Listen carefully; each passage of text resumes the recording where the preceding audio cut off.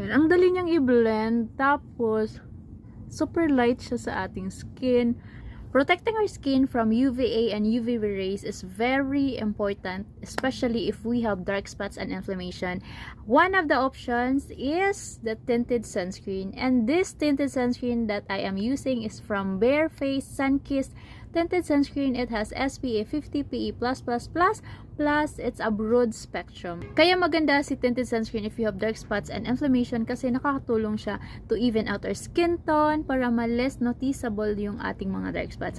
Ang paggamit ko ng mga sunscreen ay ginagamit ko siya, or I measured it using my 2 fingers.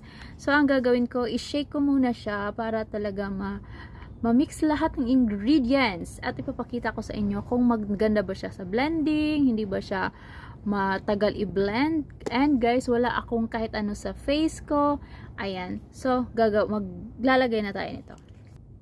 2-finger method ang gagawin natin. Ayan. Andito siya sa kabila, ganyan. Tapos, ni-spread out ko siya pa ganyan before ko siya i-blend para talaga ma-properly blend ko siya and yung neck. So, i-blend natin siya using my, syempre, ayan. Ayan. As you can see, ang dali lang niyang i-blend. Tapos, ayan. This sunscreen, guys, is the light variant. Ayan. Tapos sa kabila.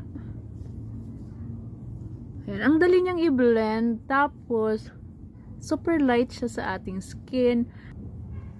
Ayan. Ganun lang natin siya dito. Ayan. Tapos yung ating ears, of course, because matatamaan niya ng araw. Kaya kailangan din natin siyang i-protect. And syempre, yung ating lieg. Ayan. Feeling ko ngayon is matte yung aking face. Ayan.